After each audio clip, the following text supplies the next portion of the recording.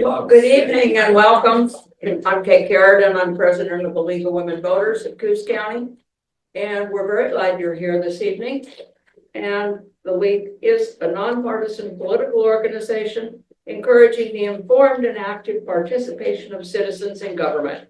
It influences public policy through education and advocacy. We never endorse candidates or political parties, but we love doing candidate forums. So our moderator this evening is Crystal Shoji, and she will introduce the candidates, and we're looking forward to hearing from all of you.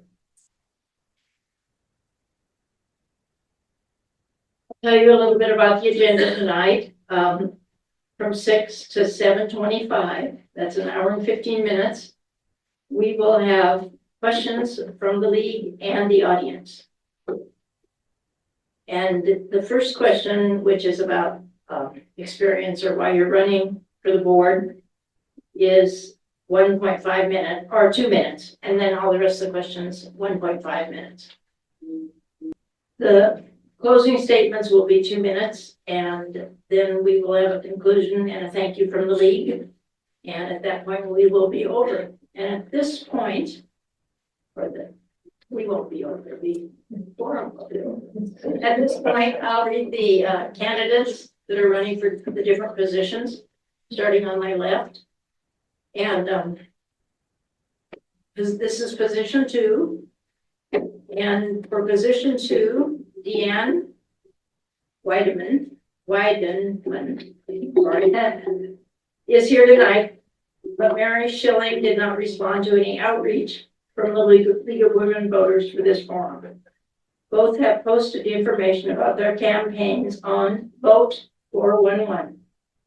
So you can look for more information there.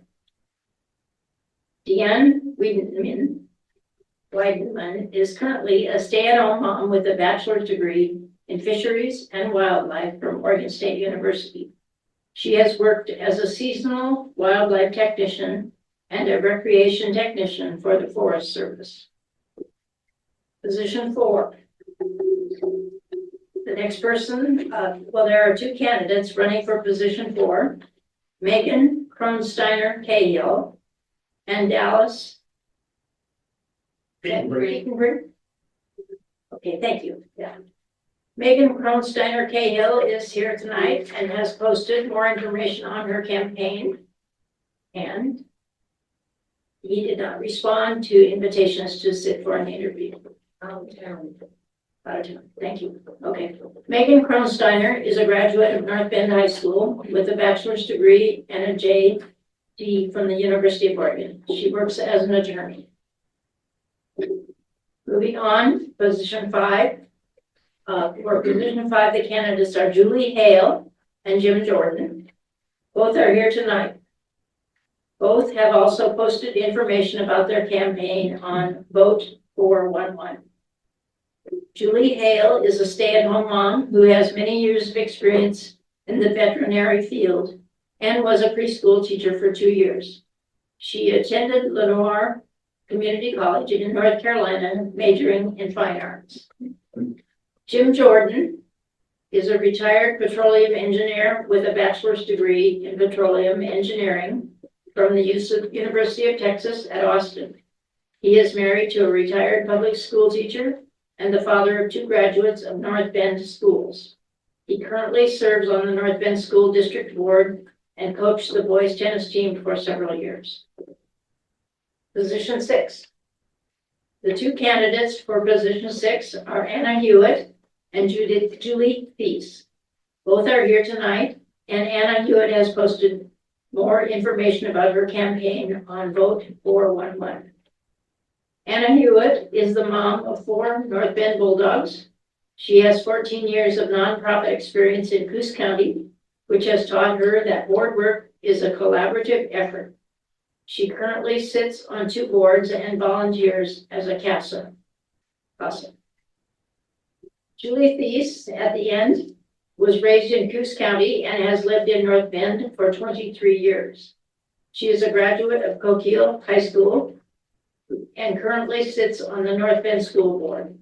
She is a unit support specialist at Bay Area Hospital. At this time, we'll go into the question period. And we have to start three questions from the League of Women Voters. And then we will go into the question from the audience. So this first question is a 2-minute answer. That's the most you get for any question. Why are you running for the school board? And we're going to start down here with Deanne. Why? I am at the beginning of my daughter's school journey. She is a toddler. She's going to be in the school system here in a couple of years. So we are in this for the long haul. We're going to be in North Bend and North Bend public school systems for a good long time. I want to help the schools provide the best education and experience they can provide for not only her, but all of the children in our community. Education is very important to me, as I have 2 associate's degrees from SWAC and my bachelor's degree in fisheries and wildlife. Education is important. I feel an educated future is an important future. I want to be involved. I want to be available, and above all, I want to have meaningful engagement with my peers to make information-based decisions about our public schools. I want to increase graduation rates and attendance, and I want to be a strong voice for blue-collar families in our community. Megan Kronsteiner Cahill. I'm running for the North Bend School Board because I have 2 children that are, one is a 3rd grader at Hillcrest, and my daughter, she started kindergarten there this coming fall. And I'm from here. I'm a product of the North Bend school districts. I went to Sunny Hill, North Bay, at the time North Bend Junior High and North Bend High School, and I got a great education. I'm invested in this community, and I was really happy to come back home, and I wanted to raise my kids here, and it's been a great experience. I want to make sure that, you know, my kids and all the kids in our area, they have the opportunity to have a great public education. I think public schools are important, and it's important that we have people that are taking care of making sure that we're going the correct path and that this is an available opportunity for all our kids. I was also a member of the strategic planning team for the North Bend School Board just over this last fall and through the winter, and I got to learn a lot about what was going on in our schools. There's a lot of great things they're doing, and I met a lot of great administrators, teachers, and other staff that I was just very impressed with. But I also saw some of the struggles that we're having, even since COVID, that haven't improved to where we would want them to be. We're still way behind in reading and math. For district-wide, less than half the students are meeting grade level progress. So that is one of the big things that I really want to focus on and hope to find drastic improvements. The other things is attendance is an issue too. And so I have a lot of ideas, and I know that they've already started trying to boost our attendance, but district-wide still, there's like 30% of the kids are not showing up for at least 90% of the school year. And the last thing that I care about that we see in this community especially is the lack of trust in our public school system. And I really want to restore that trust so that people feel comfortable and confident sending their kids to our schools so they get the best education. Julie B. Hale. I am a mother of 4, and I have wanted to get involved in serving the community for a long time. My children are finally at ages where that is possible. And I am very passionate about special education and looking out for kids who are vulnerable or who struggle. 2 of my 4 children have learning disabilities, and getting them on an individual education plan was life-changing for them. They are progressing so much better than they were. They have more confidence. And I've also gotten to know a lot of parents of children who also receive help at school, whether it's IEP, 504s. And I want to be proactive in protecting those programs and protecting those children, because all children, no matter what disability, what background, what struggles they have, they deserve an equal opportunity to receive a good education. And also to show up to school and feel safe and know who the adults are who are helping them, feel confident that they can accomplish their work. And I also want to help children who come from families who struggle with poverty. I think most parents would agree that children who are anxious or come to school with an empty stomach, that is not a good foundation for learning. And meeting a child's basic needs, safety, shelter, food, will really help lay the correct foundation to build an education on. So ideally, when they grow up, they stay in our community and they are our police officers, our teachers, our grocers, and that is not only investment in children, but it's an investment in our community. Jim Jordan. Thank you. I received a great public education growing up in suburban Massapequa, New York, that provided a foundation for me for future education for my chosen career in engineering.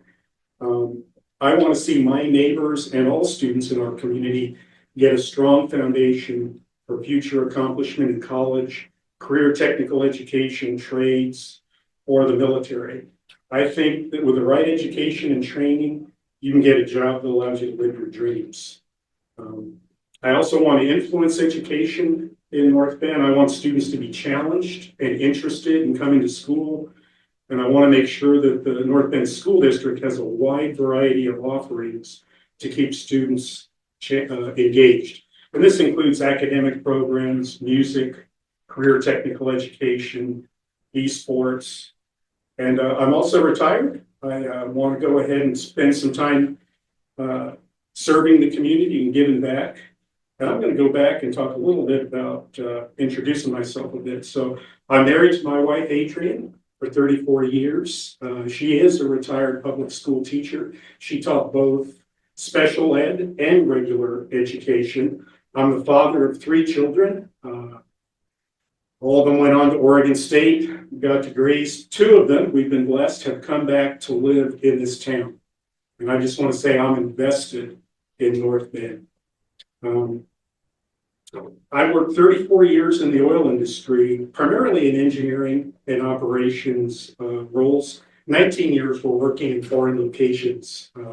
Those included Papua New Guinea, Kazakhstan, China, and Angola, West Africa. I worked successfully on projects with people in diverse cultures. And the key to that was treating people with respect. Anna M. Hewitt.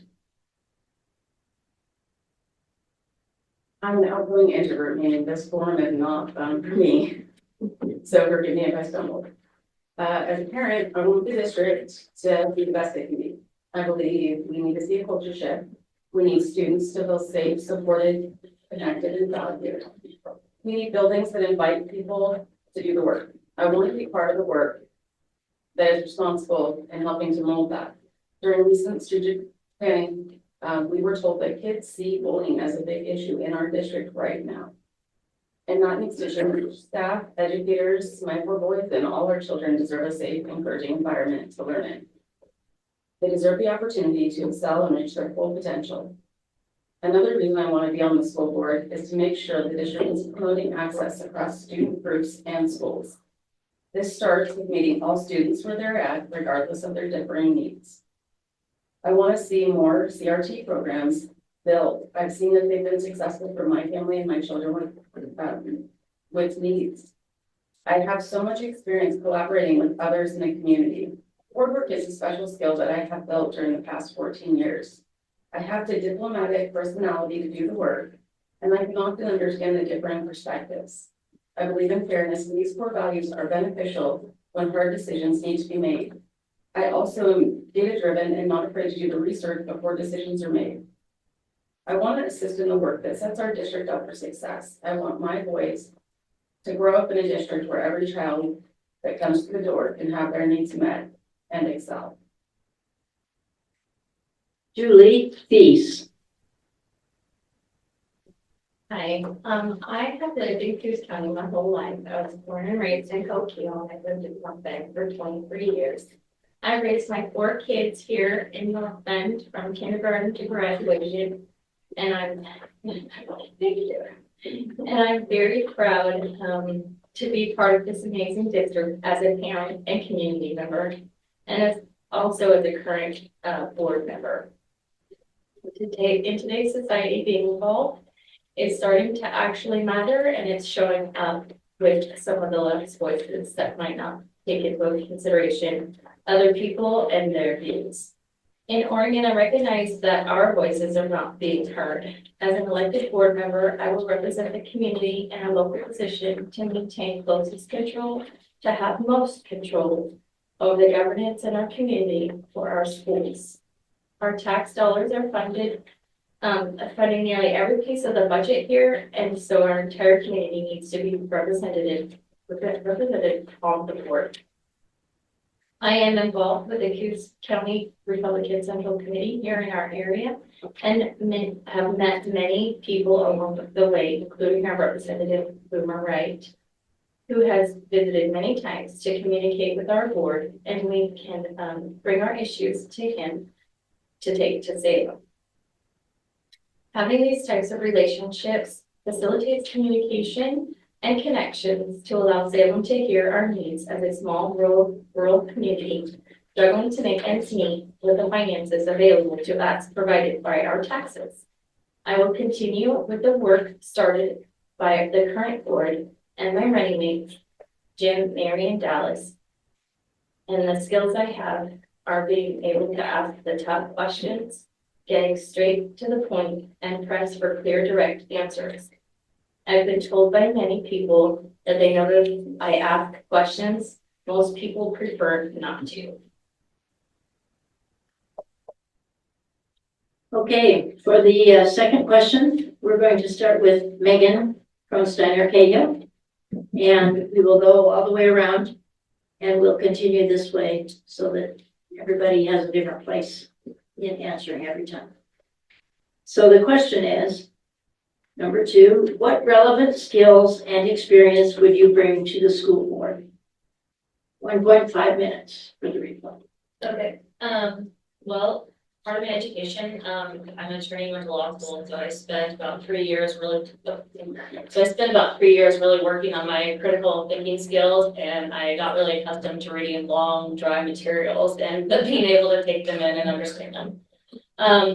Also, I have not served on many boards, but I am legal counsel for another board of a special district. So I attend board meetings twice a month. And so I'm very intimately familiar with the going on the workings of special district boards and some of the pressures and how to deal the public and different stakeholders in our community. I also know a lot about public meeting laws and public record laws. But really, the main skills I think I bring to the position is my passion for kids. All my volunteer work has really centered around either children or education. Starting in high school, I volunteered for the SMART program, Start Making a Reader Today, and I did that as a high school student. When I was the new lawyer, I volunteered for the Imprint program, where they put us up with another student and we read books and wrote letters as pen pals back and forth. One of the best things I did also is for about 4 years, I volunteered as a CASA, and I helped 4 kids in our community, and that is like a service that is direly needed, and I can hardly wait till I reach my retirement age and have more time to dedicate myself to that again. Also, I am a very open and reasonable person. I don't think I know everything. I admit that to everyone except possibly my husband, and yeah, thank you. Okay, number, okay, sorry. Julie Hale, Julie B. Thank you.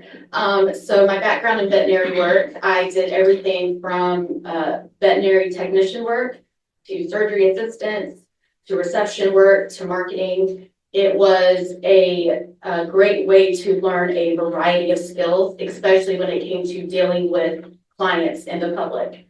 The last few years of working in a veterinary clinic, before I became a stay-at-home mom, I worked at an emergency clinic, which is, there are no fun, cute puppy appointments at an emergency clinic. It's all people walking in, they're exhausted, they're stressed out, they're worried about money, they're mad, angry, the whole variety of emotions.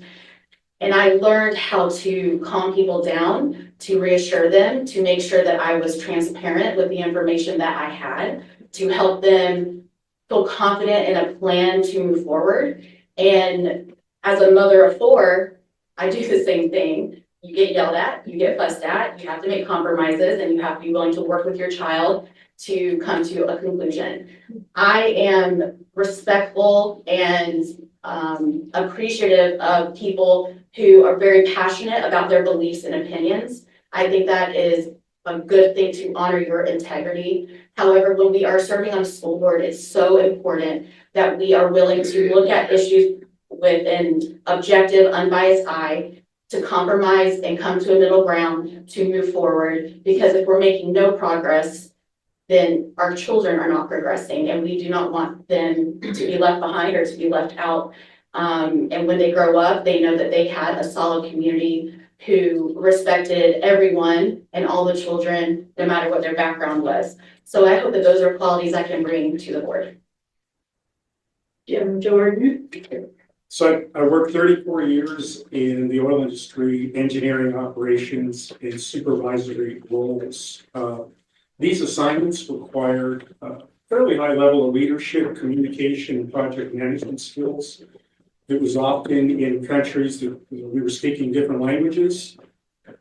Communication aspect is invaluable. And I utilize this experience and skills in the decision-making process. We were drilling wells and recompleting them, and we always had a budget, and we had to work within that budget, and we were held accountable for that budget. I did get to work with folks in many different cultures, much more diverse than this one, and it was a real pleasure. And one thing I saw in all cultures, treating people with respect works, and it gets them to respond in a favorable way. I also got to work in a contract group for 2 years, doing bidding, evaluating the bids, negotiating the contracts, and managing multi-million-dollar well construction contracts. Spent 3 years on a team that traveled and visited my company sites domestically and internationally, and evaluated how they were doing our business and standardized best practices and look for gaps for us to improve. And I also did 2 years as a hiring manager, which was a lot of fun, hiring people that worked on the drill rigs. Anna M. Hewitt. I became a stay-at-home mom when my child required me to stay home due to his hospitalizations. He has autism and he has a disability, so I get to stay home with him now instead of being a clinical manager, which is what I did for years before that. In my time while he's in school, I get to be an active community member in ACOSA. And believe me, being ACOSA is really difficult at times. I have served on many boards and held many positions, including chair. The largest board I've chaired was 30 members. And I've worked following strategic plans and mission-driven work. I facilitated strategic planning sessions, so I'm very aware of the work that gets done. Board work isn't always the stuff that people think. We're not always making those key decisions as much as compromising, collaborating, researching, figuring out the details. I'm known in our community for advocating for children with differing needs. I'm often in the school volunteering. I've been involved in PTO, sports, booster clubs. Staff who worked with my 4 children know that I enter working as a team mentality. I never just go in and kind of bulldoze. I know that we can come up with a plan together. I have a vested interest in the district, and I have the experience to help me be an active, engaged, and responsible board member. Julie Thies. Could you repeat the question, please? Question is, what relevant skills and experience would you bring to the school board? I've currently sat on the board for 4 years now. So we've gone through a lot of board training. There's no real requirements to meet except for being a resident of the city that you're in, the district, for at least a year, and be a registered voter. Those are the only 2 requirements. So the skills that I've developed being on the board through trainings and just experience. So for anybody out there that might be nervous about trying to get on the school board and thinking that you have to be some treasure of skills, abilities, you don't necessarily have to have any of that stuff to be on the board. So Deanne Weidenman. I have spent about 6 years off and on in the Forest Service, a lot of it working with the public. I have a lot of experience explaining policy to people with very different opinions. I have a lot of experience researching those policies because you had to know what we were talking about to explain them to the public. I have gotten great at explaining rules and regulations that people do not want to hear and helping them understand why the policies are the way they are. I am passionate about our children. They are the most important aspect of our future. There are future doctors or future lawyers, but they're also our future plumbers and our future electricians. Our power goes out all the time out here. And we need people, we need linemen working the power lines. Like, education is important. They're future community members. And we want to do the best that we can to keep them in this community. And I feel like that providing quality education, making them feel like they are part of this community is very important to keeping them. Thank you. We have a new question, and we will start with Julie B. Hale. And the question is, if elected, how much time would you invest in visiting the schools? So as I mentioned before, 2 of my 4 children require special needs while they're at school. My son Jonah, who is 9, he is autistic and ADHD. And we have a system that every single morning, I walk him all the way into North Bay to his classroom, sit him down, and go back out. I love the schools. I've gotten to know a lot of the staff at North Bay. They have been such a vital support system for me and for Jonah. I would love to have opportunities to volunteer at school events, to go be in classrooms to observe. Of course, I would want the teachers to volunteer to be one of those. I'm not trying to make the teacher's life any harder, but I would love to have maybe a monthly meeting with the principal, or as often as they, may want to chat with me about the issues they're having. And I would want to find ways to get feedback from the teachers and the parents. The teachers and the parents and the adults that are in those children's life every single day in, day out, meeting their needs, they know firsthand what is working and what is not working. So that's who I want to sit with. That's who I want to be around, because that's the best information that I can have as a board member to strengthen the things that are working, to tweak the things that are not working, or to completely revamp things that aren't working at all.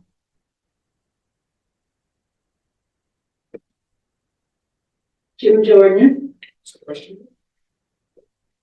if elected, how much time would you invest in visiting the schools? Yeah, I've visited all the schools multiple times. I enjoy going to musical performances, the Drama Dogs fundraisers. I'm a big fan of our career technical education plans or programs that we have here. I really like the construction trades. I think that's a great opportunity for our students. Not everybody wants to go to college, and so you can do very well in this town if you become a skilled electrician or plumber. So I'm a big supporter of that. Those, and also I guess on the CTE, those students that take career technical education courses have a higher graduation rate than those that don't. So I'm really enamored with that.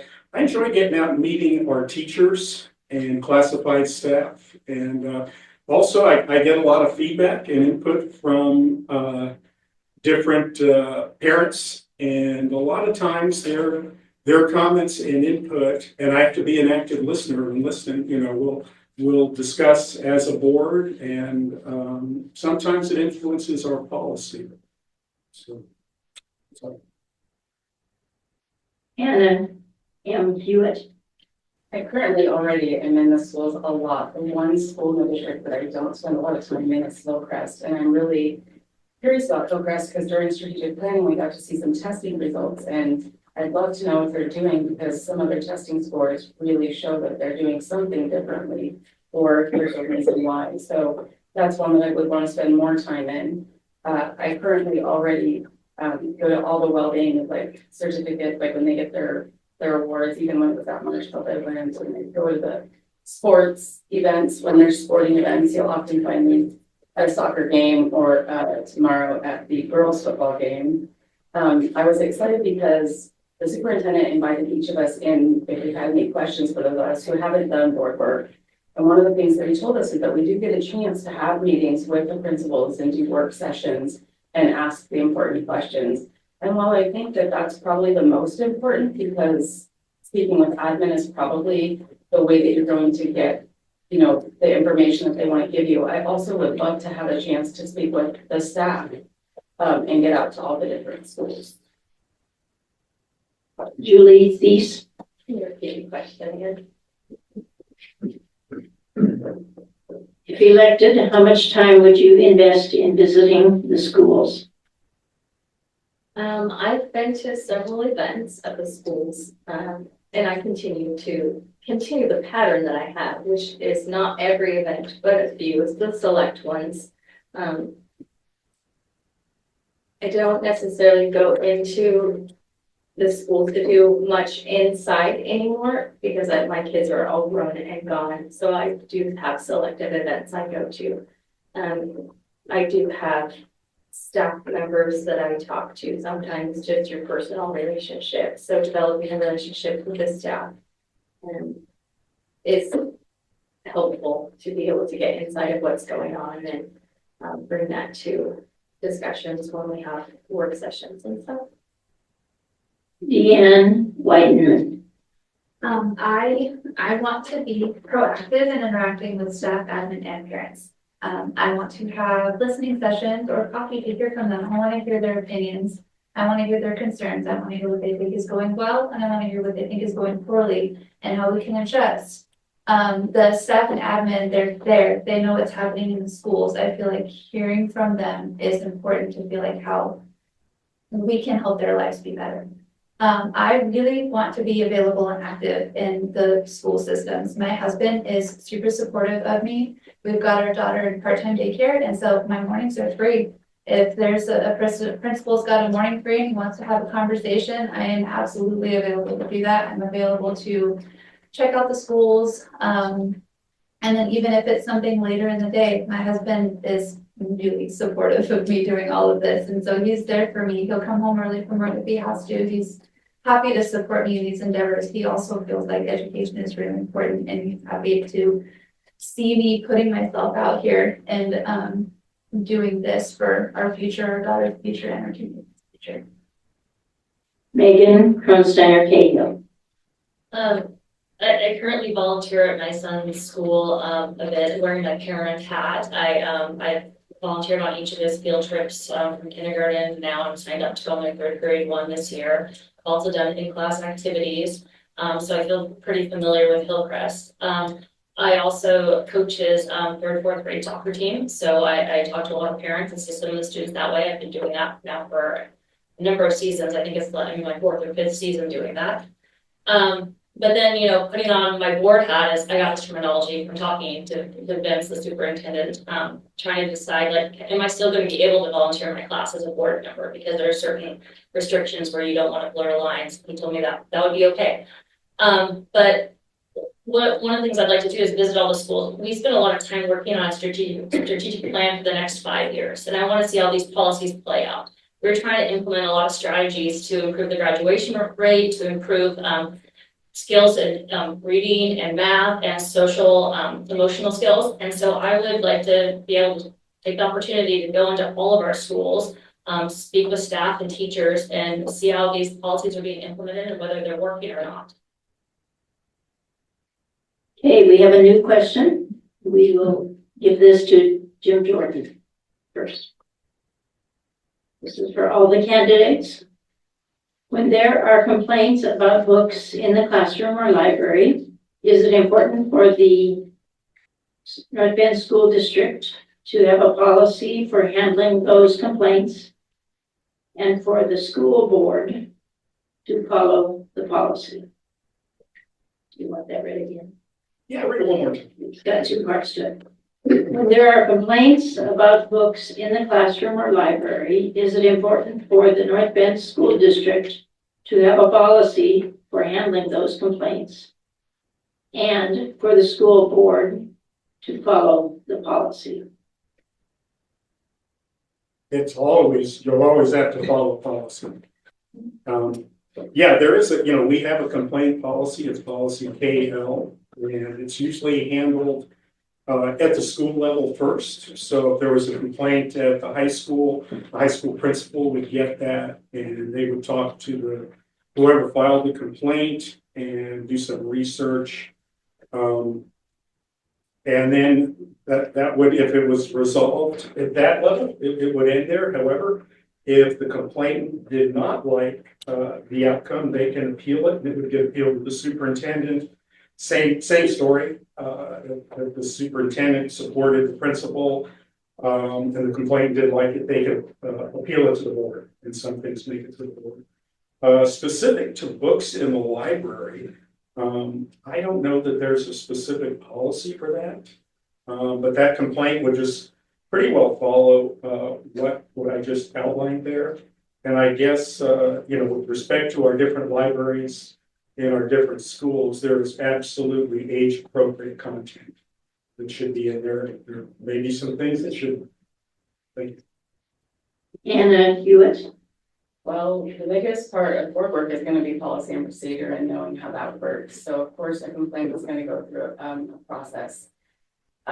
Personally, I review what my child reads, and I know some topics aren't for every child. However, this is one of those things where standards are set elsewhere. So it's not a decision that I'm gonna get to make unless you go through the process and then you come before us and there's some sort of conversation that has to happen at this level. I think, I'm not an educator. It's not my expertise.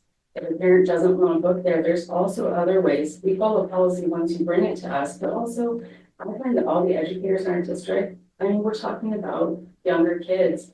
There was a book I didn't want my son bringing home, and she just didn't let him check it out of the library. It was pretty simple for me to have the conversation and work with her to make sure that happened. But honestly, I think that we just follow the rules and we go by policy and procedure. Julie Thies. I think the book question is being brought up because there's been issues about books across the nation and in our district.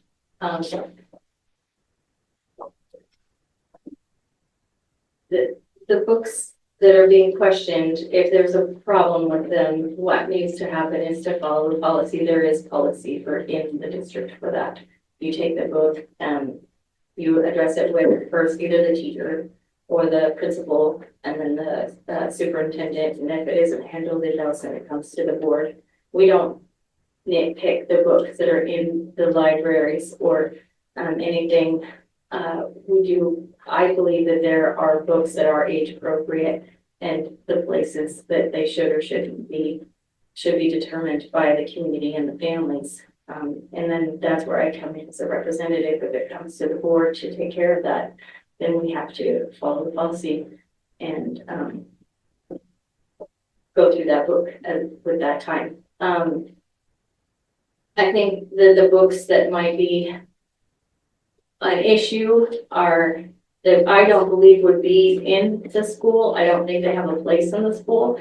There's the public library that they can be available. So I think there's a difference between books being available in the school versus books being available in the public library. And I don't have a problem with it being in the public library, just not the school sometimes.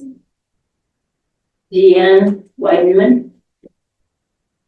So pretty much what everybody said, the schools do take parents' concerns seriously. There is a review process. You go through the principal. And they set up the review to review what material you think your child should be reading, or review what you think should be in the school's library. And then it's the school board's job to uphold the policy. So whatever is decided, the school board it's their job to uphold it. We can't make that decision. It has to go through the review process. And that's about it. Quick and easy answer. Megan Kronsteiner Cahill.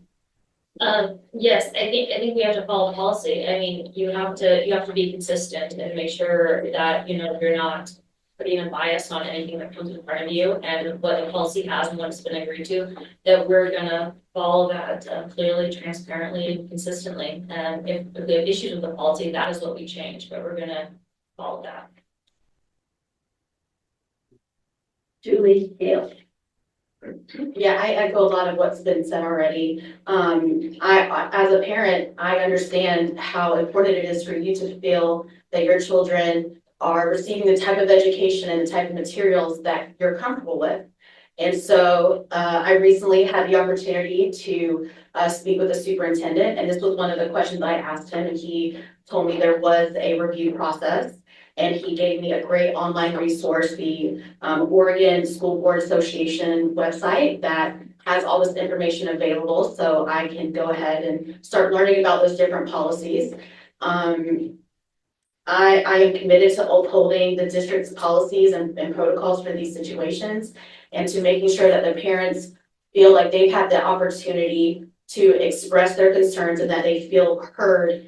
And that the board members genuinely care about helping that parent and that child with their education. And we are bound to uphold the law, both district and at state levels. Okay, we have a new question, for Anna Hewitt. The question will be for everybody, of course. What are the most pressing challenges facing the district, and how would you address them? I think that question's multifaceted. We must watch our enrollment numbers. This is affecting our budget. We've seen a decline in enrollment. I believe that part of the issue that we're facing is, I'm so bored that I can't get close to the mic. I believe that part of the issue that we're facing is culture, and some kids, if they don't feel welcomed, encouraged, valued, they won't attend. They either do inter-district transfers, alt ed, or just have poor attendance. We see dropout rates. So I think that one of the biggest things is that we deal with bullying and get the culture to change so that the district can have a better attendance, so that we're not seeing the decline in enrollment. We're still going to see some. We have, decreasing birth rates. There's some other factors, but we need to watch that. And so I really think that culture piece is going to help that, because having safe, happy children in their seats is number one to get attendance up. I also think we need to help with retention, and if we work on those behaviors with that culture, in my opinion, the culture shift will help with retention. I think behaviors that are hard for everybody, and that potentially that could help too. So those are the two of the biggest things that I think I would want to work on. Okay, Julie, these. Sorry, can you repeat the question? Yes. What are the most pressing challenges facing the district, and how would you address them? I think the most challenging thing that we are facing right now is the budget, but we've got a great team and an admin office that works well with the board to direct funds where it's necessary. The problem is being where the state, I don't understand why they're not giving us more money than they are. That's one of the biggest things, is they're not giving the schools as much money as they should be. There's tax dollars that are not being used properly, or just into other different things. So we'll say the financial is the most difficult thing to face, because we have declining enrollment, and how to face that and fix that. I'm not sure. The other one is behavior for students, and we've addressed that with policies and implementing new processes to help the teachers and support them, and hired staff to support the teachers with behavior and implemented things like that. Deanne Weidenman. I think the two biggest problems to me, my other folks running have also said this, but enrollment and attendance and the budget, I feel like are very big priorities that we need to have in the upcoming future. And attendance is really important. That's how the schools get their money. Enrollment is important. And so I want to work on ways to get children excited about school again. I I loved school. I did honors, I did AP classes. I was very excited about sciences. I was very excited about literature. And I had teachers that brought that excitement about. And I really want to see and find programs that will help children just get excited about school again. We need to find ways to improve the parents' faith in the school system so they'll start bringing their kids back to school because parents are what bring the kids to school. And I'm running out of time, so I guess that's about it. Megan Cronsteiner, Cahill. Well, one of my core priorities for the school district is really raising those reading and math scores. We can't have kids that aren't able to test at grade level. I want all the kids to be able to do that. And district-wide, it's less than 10 out of 20 last year were meeting those goals. So there's a lot of ideas regarding that. Some is it's great. North Bay has started a new pre-K program called Bitty Bulldogs, and they even added a second class here. I think it was like last March. And that is huge for the kids starting kindergarten, is to have a foundation and understand how to just behave in class and just to start at learning. So the more we can expand that, the better. And I believe that that's grant funded too, which is great. There's other things that we were doing that we just have to keep pushing forward on and get more of. The other is professional development for the teachers, instructional coaches. That's a really data supported way of increasing learning in the schools. What it is helping teachers learn how to teach to all these different methods so the students are engaged and that they learn. And that's really important, lots of dividends. Also tutoring, intensive high quality tutoring for students that are behind. You know, we have some of that with Title I for reading, but we need to expand it more so it reaches more children to make sure that they're doing that in reading and math. Attendance is another big thing. I mean, if the kids are not in school, how are they learning? I mean, if they're missing one day a week, that's not enough to get these concepts down. So we want to target some approaches to make sure the parents understand. Julie Hale. I think a lot of the issues our district is facing are the same issues that our entire nation is facing. And it's really complicated when we understand that when COVID happened, it's something that our generation hadn't faced before. And I think the implications of that aren't something we fully understand for a very long time. So it's really about what can we do now to make the right strides for these kids and for these families. There are attendance advocates who reach out to families and try to understand what the issue is with why their child can't come to school. I think accountability is important, but also when it's appropriate, because there are children that have extenuating circumstances, things that are completely out of their control. So we don't want to necessarily punish them for those things. So we need to have people who are willing to reach out and understand individual situations to see how we can best meet those needs. Again, engagement with parents. I'm a huge fan of Parent Square. With 4 kids, having that app that tells me the events, I can send them notes saying my child is sick today, that's why they're not there. I think we can continue to utilize apps like that. So yeah, like the preschool program is amazing. Also, there's Bridges by the high school, and it's giving kids who learn differently an opportunity to go and receive that education in a way that works for them. And they have so many options. You know, they can use it as supplemental classes that they're, thank you. Jim Jordan. The board developed 2 goals for the incoming superintendent back in August of 2023. And those were academic achievement, which is focusing on the basics of reading, writing, and math, and getting students up to grade level. The second one was student behavior, and that was on there due to its impact on academic achievement and teacher satisfaction and retention.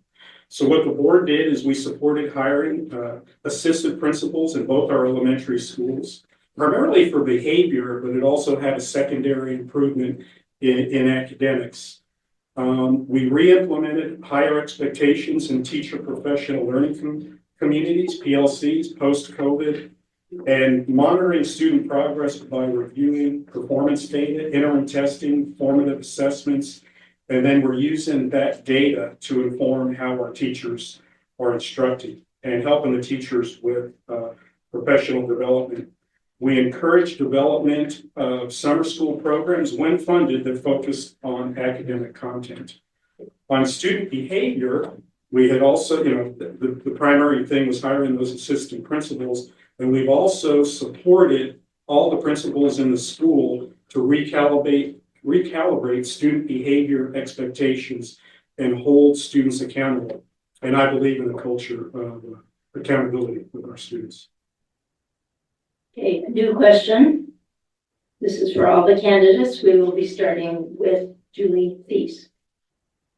How would you prioritize limited funding in the current uncertain environment? How would you prioritize limited funding in the current uncertain environment? Well, that's what work sessions are for. The board gets to work with the administration. They get to tell us what's most important as far as how much money we even get, and we allocate it where it needs to go. We have to pay the staff.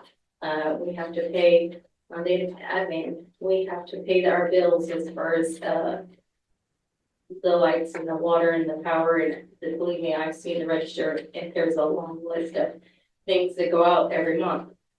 We have to put money aside for repairs. We have to keep 7% in the bank just for funds to have. We have to allocate it the way the people that are actually spending the money see that it needs to be done. We've currently gone through curriculum changes, so we've gotten that taken care of. We've got a lot of replacements for our curriculum. And we need to make sure that we keep the most important curriculum as far as math and science and reading and all of that. We need to keep that first. And so. Deanne Whiteman. I like to hear from people. I like to have conversations. And so this question would be something that I would handle as it came up. I would want to talk to the admin and the folks that they know where the money needs to go. But for me, our children's education is the most important. We need to keep them excited about school. We need to keep them in school. Their reading and the math levels are, like Megan said, they're still incredibly low. And so I feel like we still need to make sure that we're emphasizing the focus is on our children's education for their future. Megan Holsteiner Hagel. I would want to make sure that we preserve our core mission, which is to educate the students. I want to make sure that we're retaining teachers and then we're not increasing class size. I want to make sure we still allow for a well-rounded education, still allow alternate pathways needed, and make sure we still have the CET experiences available. I would also reach out to parents and students. I want to hear what their priorities were also, as well as talking to the administration. Julie. I would say my priority would be ensuring that a child's basic needs are met first. And I understand that funding is complicated. I understand that applying for grants is quite a process.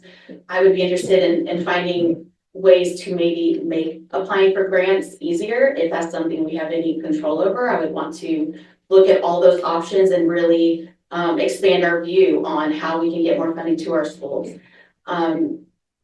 Funding depends on attendance. So that's another way that attendance really plays a role here. So talking to the parents, finding ways to get the kids excited about school, finding ways to make them feel confident when they are at school, making sure that, they have food, they have shelter, they don't come to school scared and worried. And if they're showing up to school because they feel safe and they are learning and our attendance is going up because of that, that provides more funding to the schools. And so, as a mother and as someone who has worked with kids in my life, the right thing to do is to really take care of those child's basic needs, because that is the foundation for success. Jim Jordan. Okay. Well, I think there is a high level of certainty in the state of Oregon education budget at this time. The North Bend School District proposed budget number for 2025-2026 is $66 million for that school year, and our budget meetings start tomorrow. Now, where there is uncertainty is the federal funding. And that's for our title programs, Title I, reading, and other title programs. And for the North Bend School District, this is $1.6 million. And this will be a topic of discussion for the budget planning process, but the state certainly got a hand, and I urge the state of Oregon to reconsider their position on DEI so that our students are not negatively impacted by the loss of federal funding for critical programs. Our focus as the board has been on academic achievement and preparing our students for the future. And this is going to include funding the basics of education. That's reading, writing, math, science, and funding CTE programs. As far as the budget goes, we have a great team in our business department headed by the assistant superintendent that puts that together. He always asks us to have 7% ending balance, and it is run in a very fiscally conservative. Anna Hewitt. Well, I suspect that budgets will be where I'll spend the most time soaking up information and learning. Funding streams are always kind of tricky to learn and understand, and some money can be spent certain ways. I think about being fiscally responsible and learning what the money is meant for is pretty important. But if we focus on the education of the children, I think that with the help of the teams that work, that's why we have budget committees and work sessions, we'll be able to figure out the best route for the money. I suspect that if we follow our strategic plan and remain mission and vision driven, we're going to focus on where the budget needs to go. I'm sure it's going to be tough getting everything funded that needs to be funded will be hard, but there's always ways to be fiscally responsible and still be inventive with funding streams, grants, things like that. So I'm willing to do the work and learn, and I know that that's going to be probably a lot of work. We have a new question, and we start with Deanne Wagner.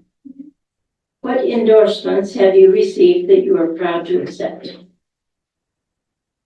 I haven't received any true endorsements for any big companies around town. I am endorsed by the Democrat, in the Democrats of Coos County. I have not always been a Democrat. I was not affiliated for a really long time, but my views and the way that I work with people. I like to get folks' opinions. I like to hear from all sides. I like to be a middleman. I'm very good at playing devil's advocate. I can understand where both sides are coming from. And so I think that's really the only true endorsement that I've had. Megan Kronsteiner, Cahill. I also have endorsement from the Democratic Party of Coos County. I'm proud of that endorsement. I think that I spoke to a bunch of the members, and I put forth what my plan was for the school district and what I wanted to accomplish. And it seemed to resonate with a lot of people. And so it was a good way for me to kind of explain who I was and what I wanted to do. And they were very open to it, and I got their endorsement. I don't know if I call this endorsement, but I guess there's also a PAC that has endorsed me that is that I think is really important for our community. It's not Republican, it's not Democrat, it's going forward in Coos County. And what it is it's trying to get moderates into this nonpartisan elected positions. People that are running for the right reasons and have, the ability and the wherewithal and the want to make a difference. And so they also have endorsement for this role. Julie Hale. I was also endorsed by the Democrats of Coos County. I actually found out about this opportunity to run for school board through my friend Anna. And she had posted something about running, and I said, what's this all about? And she gave me the information. When I came to start meeting different people, I shared my platform. I said, I'm really passionate about kids in special education. I'm really passionate about children who are vulnerable and need help meeting their basic needs. Those are my goals. That's what I'm passionate about. And they said, okay. There was never any time that I was asked to alter my platform or to include buzzword issues that are in our community, though I do have strong opinions about those things, but I was never asked to change my platform in any way. It was more of a support of I've never ran a campaign before. they know how to run a campaign, and they gave me the guidance to run a campaign. I am an unaffiliated candidate. I do not belong to a Republican Party. I do not belong to the Democratic Party. I was actually a lifelong Republican. I grew up in the South. And a few years ago, I felt that I did not see a party that represented me very well.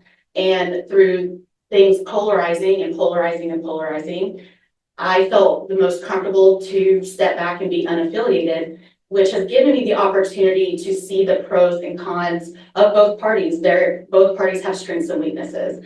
And I think I have a unique view to be able to not be afraid, I guess, to talk to people who are very different from me. I have a lot of experience with that.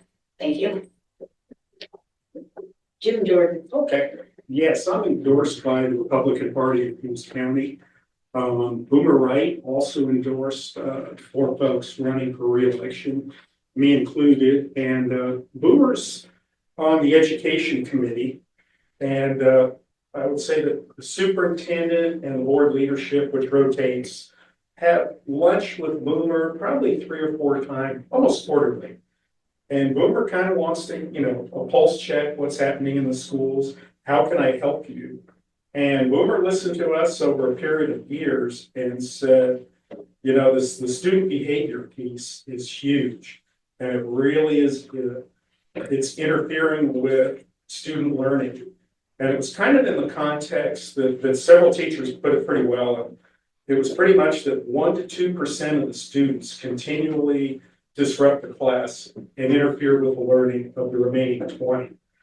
And so Boomer came and had a listening session. We gathered up folks from the different schools, and they gave feedback on that. So while Boomer is also a Republican, I would like to think that Boomer endorsed me because, or endorsed the board running for re-election because of our passion for student behavior, and that he was willing to step in. So, Anna Hewitt. I am also endorsed by the Democratic Party. And I appreciate that because I ran once before, and I'll tell you, figuring out how to do this is not very easy. It takes a lot. And so, although I was not registered as a Democrat when I decided to run, they came and asked me about my platform, and I really am glad that they decided to endorse me. I also have been endorsed by Barbios, who works with me on another board in the community and has witnessed the advocacy and stuff that I do in the community. On my campaign page, there are several letters of recommendations from folks like Greg at CASA and realtors and other people in the community who know what it is I do and who I am in the community. Julie Thies. Repeat the question again. What endorsements have you received that you are proud to accept? My endorsements that I'm most proud to accept are the ones of my family, my kids, quite supportive of the school district staff. I'm endorsed by the Coos County Republican Central Committee, Boomer Wright, David Brock Smith, the Right to Life, and Parents' Rights in Education. We started last time, so this will go to Megan from Steiner Cahill. A new question. What steps do you think need to be taken to foster a safe environment conducive to learning in the schools? Well, bullying is an issue in our school district. We saw that when we were working on the strategic plan and we read some of the surveys that the students filled out. There was a good number of them that either they themselves experienced it or saw it happen. So some of the ways that we are addressing it, and I think it should be addressed, is there's a big focus now on social emotional learning, which is great. They didn't have that when I was in school, and they really should have. As a parent, I get the handouts that they send to the kids and I bring them home and I put them right up on the fridge because it's good information for everyone. Let's learn about kindness, honesty, empathy, all these things are so important and make up so much of a child's, just who they are. And so I really appreciate the focus on that. I think that also there's a lot of supports that are in place there's around the district for mental and behavioral health too. And so we want to make sure we have those supports available to the students so that those can be addressed. The other thing too is I think it's interesting to have like maybe a collaborative problem solving system for like systemic issues and have everyone involved, including the students in that. But for specific instances and issues, then I think we need to have a code of conduct that is followed clearly and consistently. Julie Hale. I also have understood that there are a lot of bullying issues, and I know that through my own child's experience with some bullying, there are people at the middle school who tried very hard to advocate for those kids. She knew what adults that she could go to and what help she could receive, which is fantastic. But it's still such a widespread issue. I do see the intent there from the staff who are trying to find ways to address it, but we're gonna have to dig deeper and continue to work on that. A lot of this is a mindset thing. It can be, we don't always know, you know, whether it's the child being bullied or the bully itself, what their life is like outside of school, what they hear, what they see. And so we also have to be an example of inclusivity and how to respect people who are different from you. You don't have to like everyone, you don't have to be their best friend, but you need to be respectful and inclusive. And that's something that as adults in the community, we can demonstrate that to those children. Again, basic needs. If a child is showing up to school stressed out, they're more likely to bully. I know that there have also been issues brought up that I've heard from parents about building maintenance and security on that. So what can we do to make the building safer, repairs, locks on doors? What else can we do to ensure that our children are safe when they go to school? And this is, okay, thank you. Jim Jordan. Could you reread that question, please? What steps do you think need to be taken to foster a safe environment conducive to learning in the schools? Okay, I think the two areas we're focusing on is school safety and student behavior and discipline. The board identified a need for a second SRO, school resource officer, for enhanced safety and security. We currently had one. The district administrator worked in conjunction with the North Bend Police Department to get a $600,000 grant to fund the second position. And that second SRO showed up in April of 2025, this month. You know, the school resource officer is also there to develop positive relationships with the students. You know, we have 4 schools that are in 3 separate locations. So one of my goals is to work to getting a third SRO. The second thing, student behavior, I've talked about a bit, and it's due to its impact on academic achievement and teacher job satisfaction and retention. You know, we supported hiring 2 more principals at our 2 elementary schools, and also supported the principals to recalibrate student behavior expectations and hold students accountable. We also have a check-in, check-out program at the elementary schools, which handles some of the discipline programs, and there's also a tier 3 classroom where students who need additional help can get it. Anna Hewitt.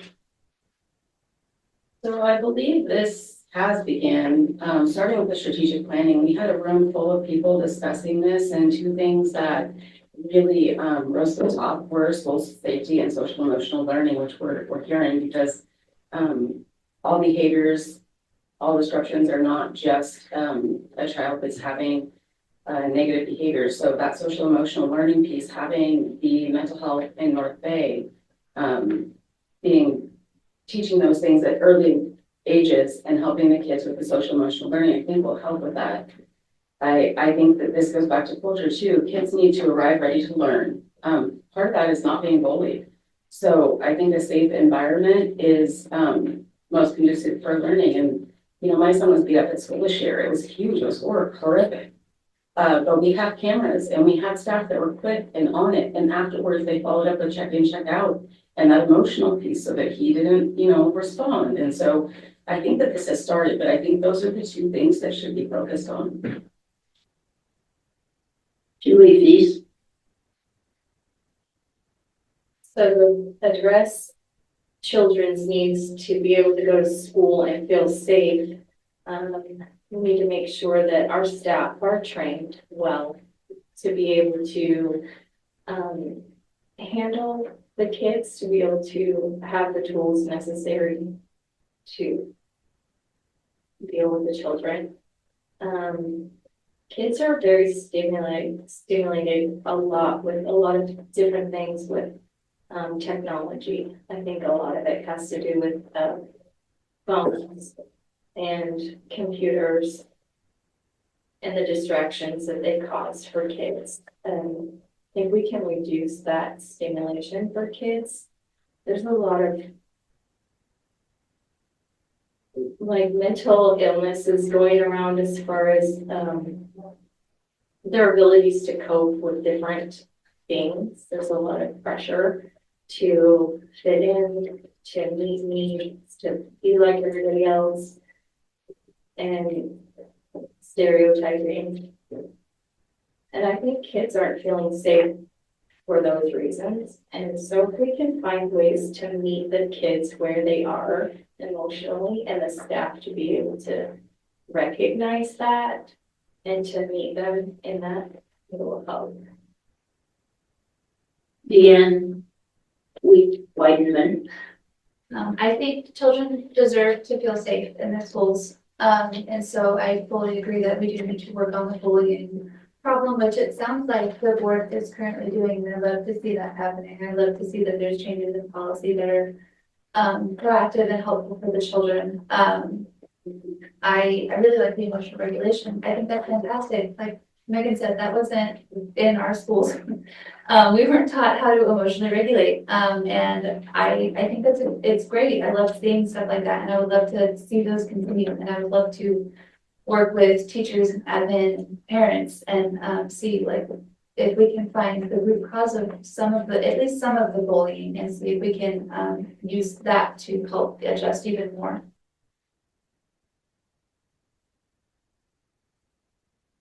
And now we have a new question.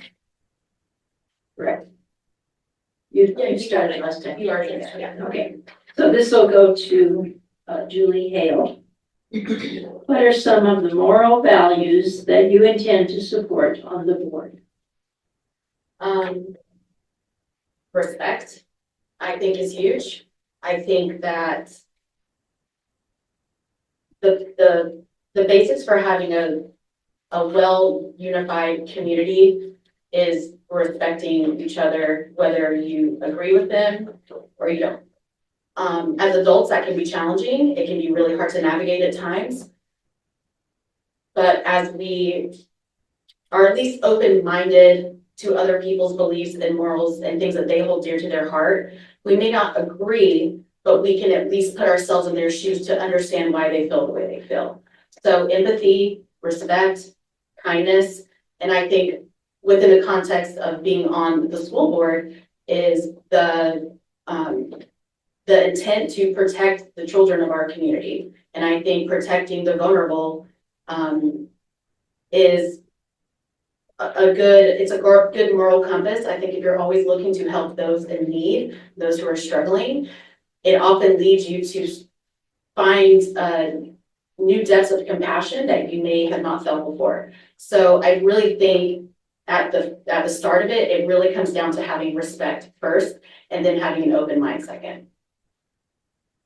Jim Jordan. It's a great question. I would agree with Julie. I think respect is huge. And I guess one thing that I operate by that all students in North Bend are welcome and accepted as they are. And all students should respect each other, and they should respect the teachers. One thing I think that's been lost in the years is students' respect for teachers.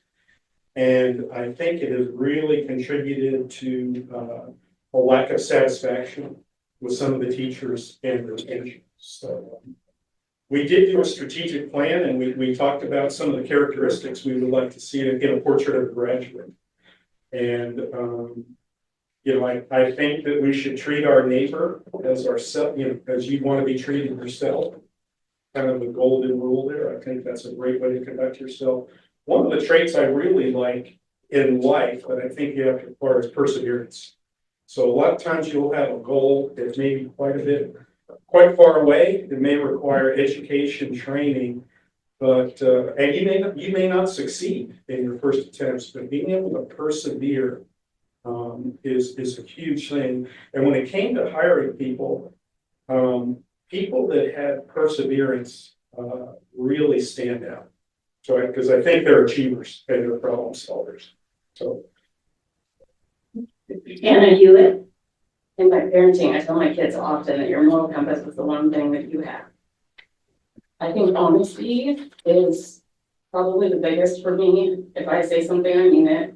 If I say I'll do it, I'll do it. I think that has gotten me far in life, and it's important to our students. I mean, respect for yourself and for others is of course paramount, because if you don't, then you're gonna just have breakdown in your life. Empathy is important. I think there's so many that are important, but I think that if we rely on honesty, we will get so far. Julie Thies. In today's world, you hear a lot of be kind. So I think kindness. So as a faith-based believer, I think kindness is the most important part of dealing with other people. In Ephesians 4:32, it says, "Be kind to one another, tenderhearted, forgiving one another, as God in Christ forgave you." So I think that's something that's super important for everybody to just be kind and be compassionate. And if you can address people with kindness, compassion, and grace, and have curiosity instead of maybe getting upset with the issues, addressing it with kindness is definitely going to be the best. Deanne Weidman.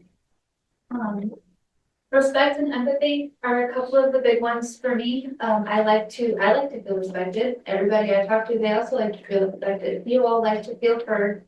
I like to feel heard. I like to be able to have conversations with people and hear them, actively listen to their concerns, actively listen to what they think is going great or what they don't think is going great. And I want to hear that from teachers. I want to hear it from students. I want to hear it from parents.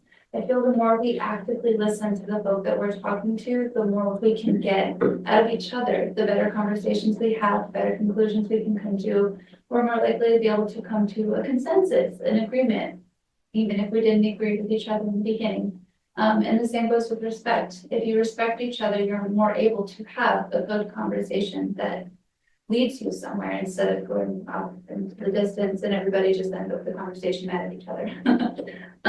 All children deserve to feel safe and respected. They all deserve to feel welcome and be in a welcome atmosphere. And so I feel that goes a long way. Thank you. Megan Kronsteiner-Cagle. I'm gonna echo a lot of what was said here. I believe honesty is really important. To be honest and transparent, as a board member is paramount. Also the respect is huge. You have to, if you want people to listen to you, you need to listen to them, and you need to be able to listen within actively and, take it in and actually consider it. The other thing I bring is my work ethic. I mean, there's nothing I can think of that I prioritize more than my children's education. I mean, this is something where I will be prepared, I will be doing the work, I'll be looking into it, I'll be coming up with ideas. I would bring this work ethic to this position because I care about this more than just about anything else I can think. I also stand up for what I believe in. One of my morals is that I'm not going to be swayed just because everyone thinks differently than me. So if I have a strong opinion and I've listened to them and I still consider what I think to be right, I will not leave that position. Okay, we have a new question, and this goes to you, Jim Jordan. Recently, the federal government sent a Dear Colleague letter warning that it would pull funding from schools that have diversity, equity, and inclusion programs. How do you see this affecting the district, and what, if anything, would you change in school district policy to respond?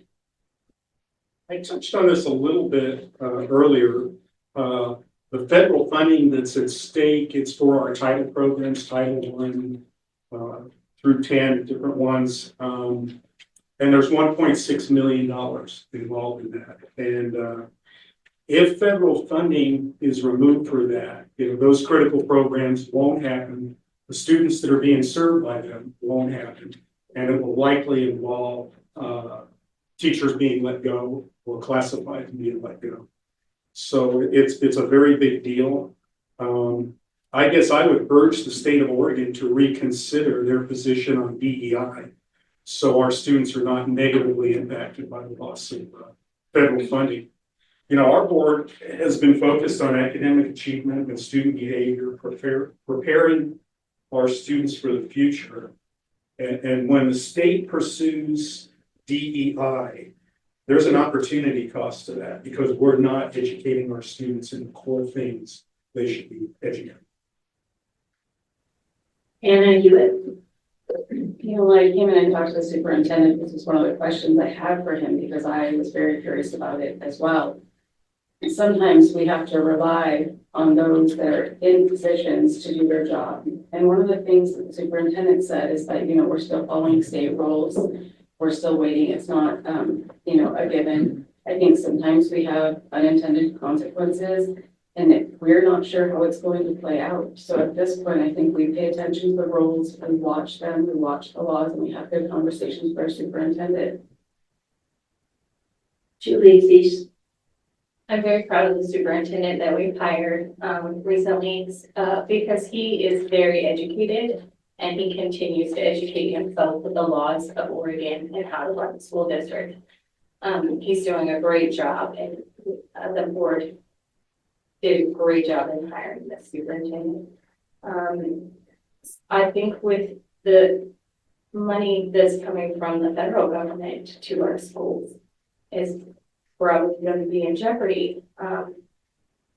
I don't know what's going to happen. Nobody knows what's going to happen. I think that we have an opportunity, if it presents itself, the school district could assign a compliance letter to the federal government in order to continue with our federal funding outside of Oregon. The press conference that was held by the Department of Justice a couple weeks ago, she mentioned that school districts, individual school districts could comply and be left out of the lawsuit if they pursue it. Deanne Wegman. I feel like there's no good way to answer this question. I would love to uphold DEI, but I also don't want to see our students suffer for upholding something. And so I have no good answer for this question. I don't want to see the kids suffer, but also like my moral grounds of DEI is important. Diversity, equity, and inclusivity is important to me. We have kept so many people out of jobs just because of their race or the color of their skin, and I don't think that we should go back from that. But our children are important, and so these are hard decisions that we are going to have to make. I fully believe we do need to follow the policies that are set in front of us, and so if the state says this is what you need to do, then this is what we need to do. That's the job of the board, is to uphold the policies. Megan Rosteiner Cahill. I feel like I have so many things, we're gonna run out of time on this one. The big thing is the Oregon schools, they need to follow state education policy, not federal. There is no requirement that we follow federal education policy. They can withhold funds from us, but it is not the law. We have to follow what the Oregon Department of Education says, and that is what we're doing. Anything other than that would be in violation of our state laws. Also, we hear DEI all the time, and it drives me up the wall. Please, someone define it for me. Equity, wheelchair ramp, should we get rid of those? The letter does not list what they're talking about. How do you comply with something that's so ambiguous and no one even has a clue what it means? It drives me up the wall, actually, that we have to have this conversation. So I also talked to the superintendent. No changes are needed at this time. And I would like to say, because I am very concerned about Title I, if our funding did get pulled, we do not have to end those programs per se. We can divert other funding to do those types of measures. So the budget can be reworked. But yeah, so Julie Hale. I echo a lot of what's been said. It is a topic that people are very passionate and opinionated about, as they should be. This is something that touches people to a deep level. I want to talk about a few things that DEI covers. It covers special education. It covers disabled people, disabled children in this context. It is also veterans are included under DEI. Children of veterans the children of veterans will be affected because veterans fall under the umbrella of DEI. Children who are born into poverty, that falls under DEI. So we are talking about a group of people who are very vulnerable, who often have been put in these situations or born into a certain life that they have no control over. I am very passionate about preserving DEI. However, if I'm elected as a board member, that's not my decision to make.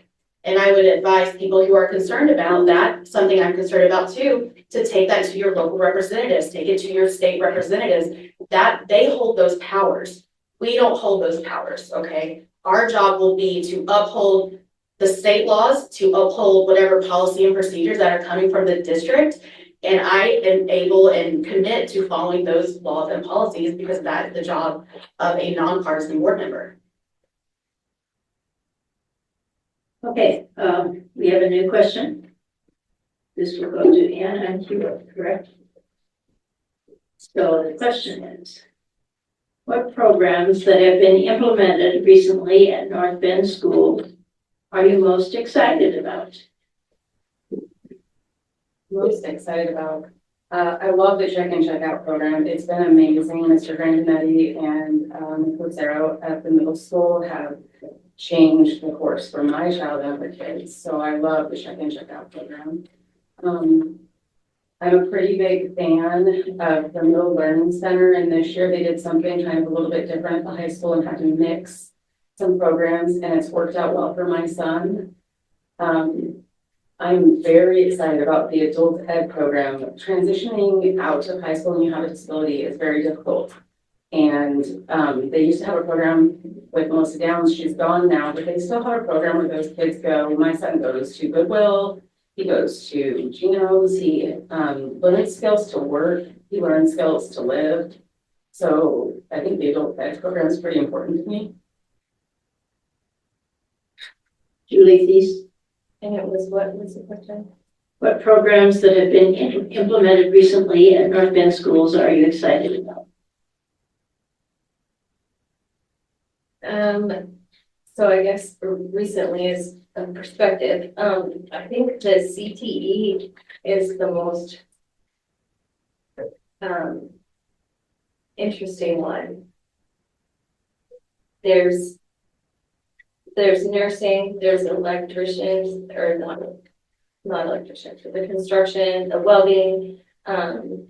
There's different ones that are available, and the kids are learning trades.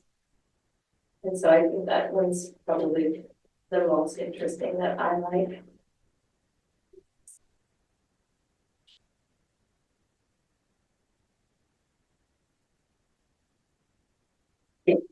Deanne, wait a minute. I also really like that the CCE schools are a thing. I didn't learn that until recently, and I was really excited to hear it. Our trade programs are very important. It's not every student is going to be a doctor or a lawyer. And a lot of them, they don't want to do that. That's not something they're interested in, but trade schools, they're a great alternative. We need plumbers, we need electricians, we need all of that, all of those trades. Like, I think they're exceedingly important, especially they add to our community. I'm sorry, Toddler brain. My brain just blanked. I think I'll just leave it at that. I think the trade schools are fantastic, and I would love to see those continue. Megan Kronsteiner-Ayo. I think there's a lot of great programs. I'm not sure exactly when all of them were implemented. I know recently it's been great. A lot of extracurriculars are starting to come back, at least to like the the grade schools. They started like Battle of the Books again, which is neat. Some of the other schools do that. And I think they're doing a math club now too. And I talked to them maybe about trying to expand some chess because they're doing that now in Coos Bay again, I believe, chess club. And there's some other stuff that's going on. Also, like at the high school, I'm like everyone else, we have really great CTE programs and they're always looking for ways to even expand those. One of the things that's interesting that we looked at, like they're talking about a lot of different, well, there's the cooking one, which is great. Whenever we're there, they have a great chef program already. And that kind of ties in then with SWAC too. There's also the dual credits where you can go to SWAC while you're still a high school student for free and start, if you want to go to community college, it's great. You can either just stop there and then you've got a 2-year degree, or you can then take that and transfer to a 4-year one and have your college is paid for. Just, all these things that allow for well-rounded education. There's also even ability to do like alternate pathways too, if you want to come up with your own proposal and propose it to the superintendent. Julie Hale. Yeah, I will echo a lot of what's been said. I also love the check-in, check-out room. I love the behavioral models and things that they've implemented. That's been a huge strength that I've seen in my son Jonah, especially this year. He came home and taught me the breathing 8 exercise and how to calm himself down. He goes into check-in, check-out once or twice a day when he needs breaks from being overstimulated. I love that we are supporting all students. I love the pre-K program. I think that is an amazing thing that has started. The Bridges program is really important, the trade programs, the clubs, and just having this variety and options. So that's how we get kids excited about school, and that's also how we create a safe environment. I appreciate that there are free breakfasts now I'm getting tongue-tied. Free breakfasts and free lunches. That has been something I think is really important to preserve, and I would love to see that move forward. I've also been really happy seeing more police officers when I show up to school. I know that many parents who send their kids to school every day, and with some of the violence that we are experiencing as a nation, when we see those police officers standing outside the doors, whether you're dropping off or picking up, it makes you feel a lot better. I greatly appreciate those officers and to protect those children, and I want to see that and maybe strengthen that. And I think that's a huge source of security, not just for the parents, but also for the children. Jim Jordan. Sure. A recent program started was Bitty Bulldogs, which is preschool at North Bay. Now there's 2 classes of that. North Bay was selected because when we compared Hillcrest and North Bay, there was a greater need for preparing kids for kindergarten coming out of the North Bay school system. The other thing we supported was esports, which is video gaming. I didn't know there was such a thing till recently, and the board supported a grant for $15,000 to refit a room with top of the line computers, chairs, and for gamers. And I have a gamer, that one of my sons is a gamer, not here tonight, but you just have to, it appeals, you just got to get everyone into the school you can. And hey, gamers can make great equipment operators. There was a course at SWAC for equipment operating, so there's no construction trades. The CTE is one of our great programs. I really love the trades piece. We need to have a broad offering to get students in there. It helps with attendance and graduation. School can't be all things to all students, but it has to be something to each of our students. And that is to say, there's got to be something to grab their interest and make them want to go to school. So do we have time for one more question or? Okay. I think this has been a great discussion. So we will go into the 2-minute closing statements from everyone. And I believe we start with Anna or Julie Feast, correct? I think you started last time. Yeah.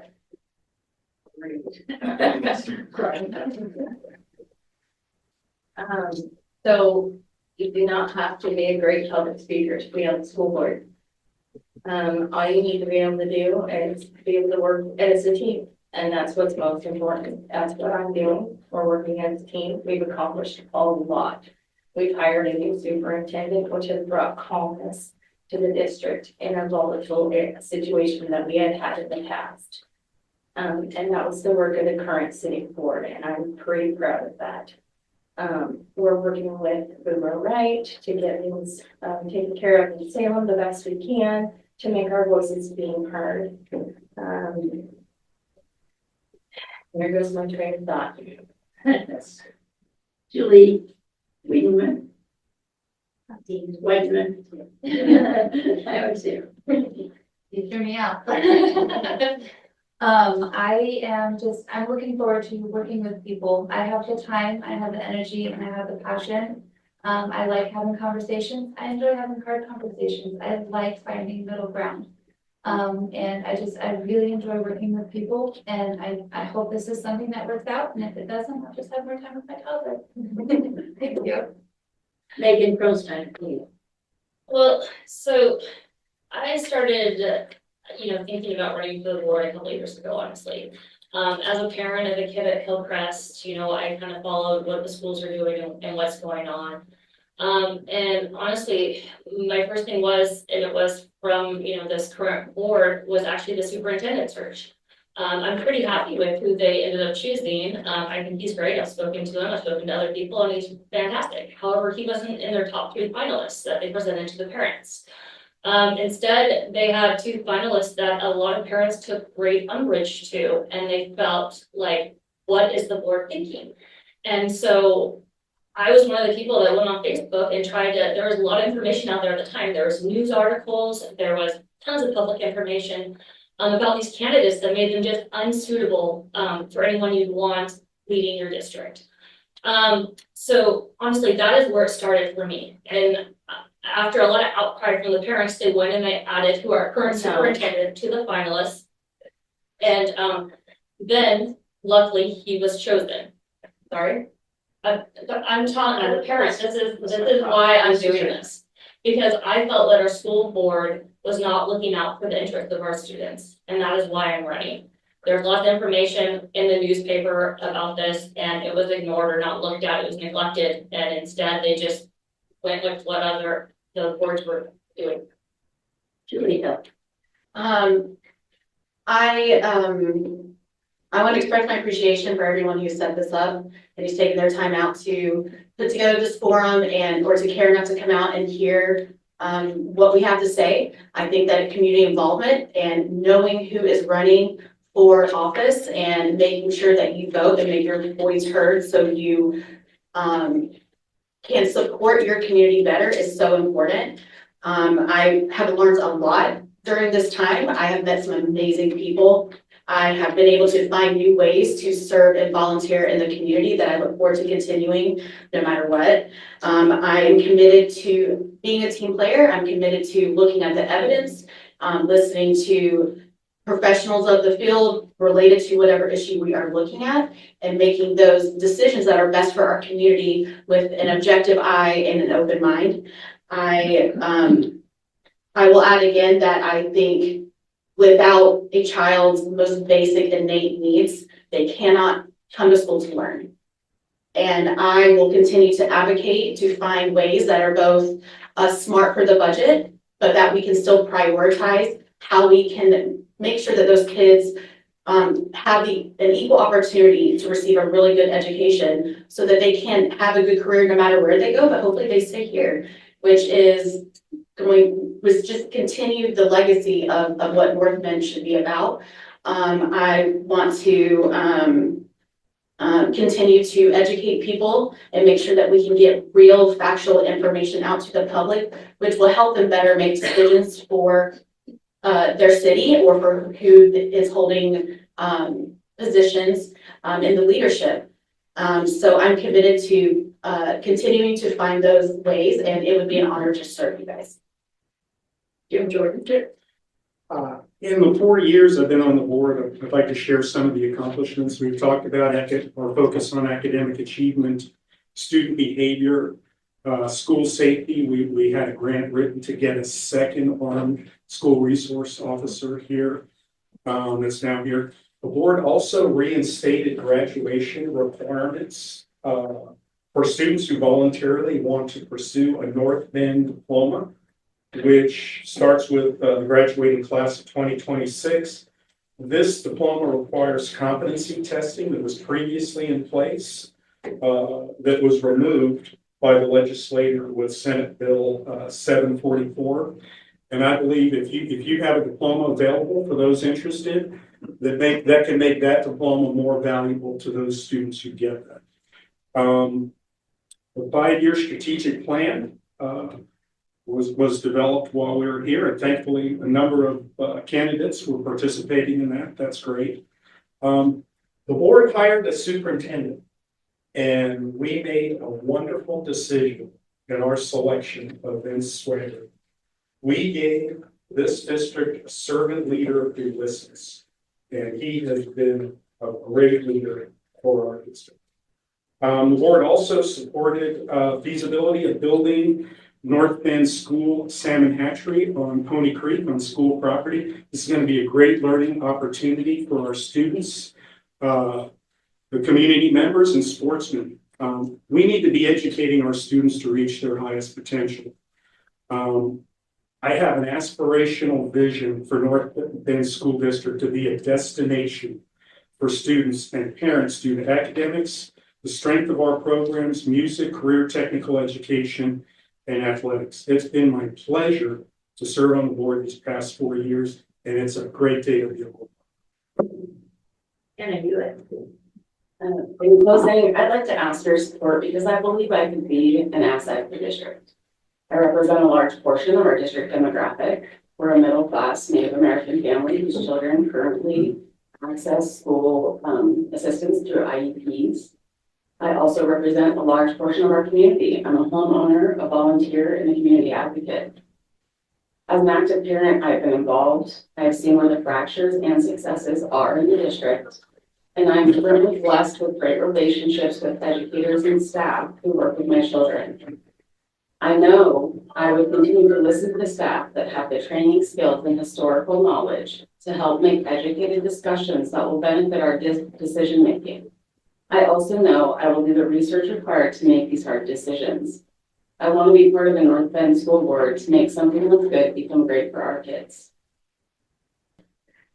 And we simply would end at 7:45, and I think we did really well. That's because all of you cooperated so much.